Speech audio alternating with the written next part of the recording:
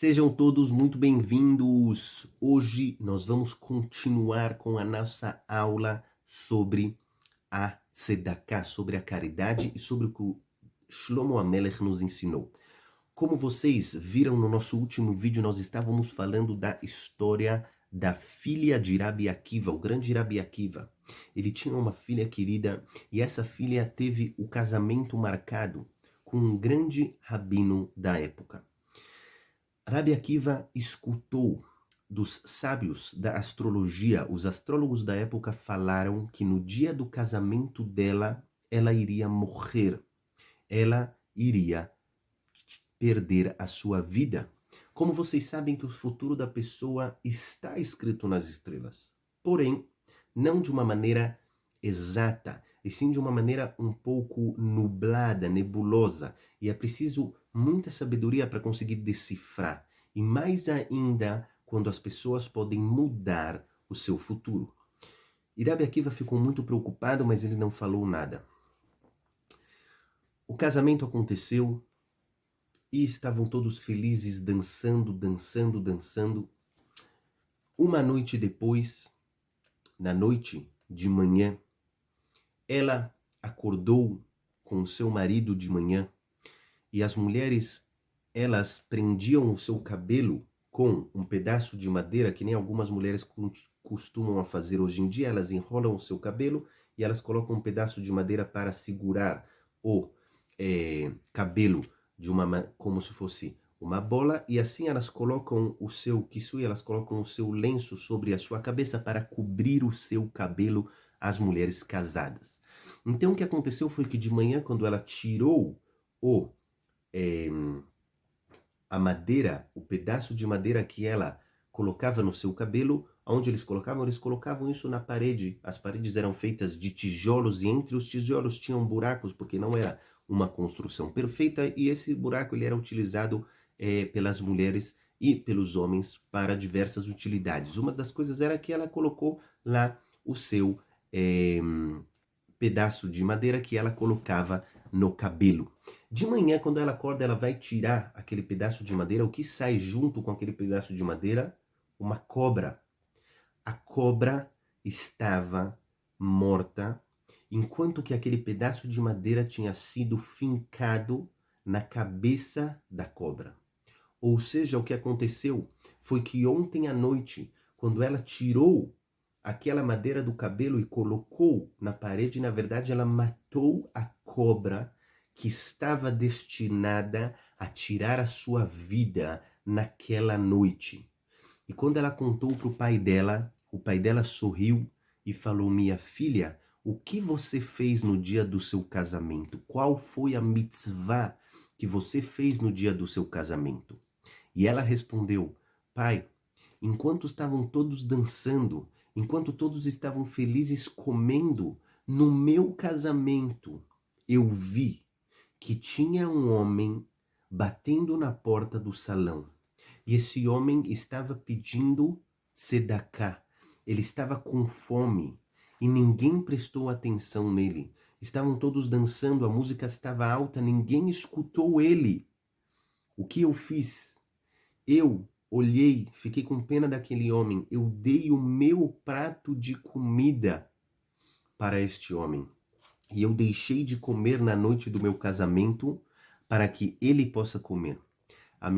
Então, diz Rabi Akiva juntou todos os seus alunos e ele disse: esse versículo que está escrito que a caridade salva da morte, não achem vocês que é só de uma maneira figurada, ou seja, ele salva de uma morte ruim, ele salva que a pessoa não tenha uma morte ruim, uma morte trágica, senão ele morra na sua cama.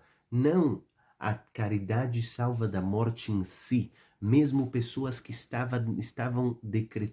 tinham escritos nas estrelas, ou seja, Hashem escreveu que as suas vidas deveriam acabar. Na hora que a pessoa dá tzedakah, aquele decreto é anulado, aquele decreto acaba e a pessoa é salva da morte. Daqui nós vemos a força da tzedakah, daqui nós vemos a força da caridade.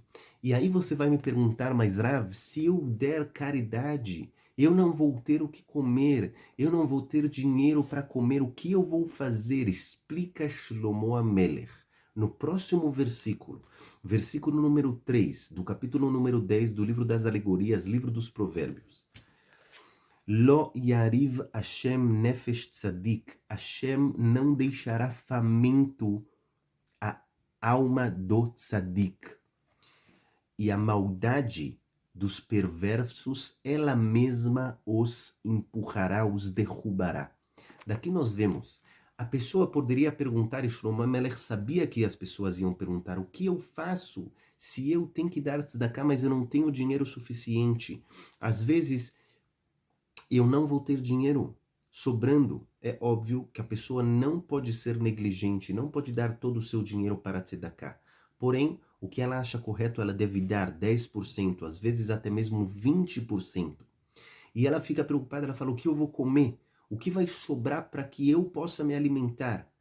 Diz Shlomo Amelech, não somente que você vai ter o que comer, senão mesmo quando não tem comida, ou seja, quando existe fome no mundo. E mesmo que você tenha dinheiro, você não tem o que comprar, porque quando tem fome não tem comida para comprar.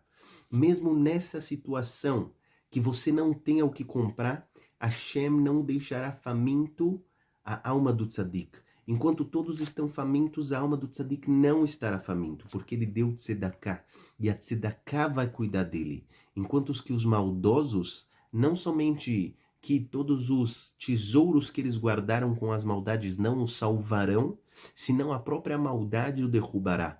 Muitas vezes aquela pessoa que ela é assassinada, chas v'shalom, pela sua riqueza, essa riqueza foi construída de uma maneira proibida. E no final a própria riqueza foi o motivo da pessoa perder a vida.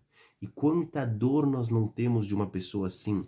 Em vez de ela usar toda a riqueza que ela construiu para fazer mitzvot, para dar caridade e salvar a sua vida, ele usou a riqueza para o mal e deixou ela guardada enquanto as pessoas precisavam. E dessa maneira ele perdeu a sua vida pela própria riqueza. Isso é o que está escrito no livro de Kohelet, no livro de Eclesiastes, para você que ainda traduz os livros da Torá.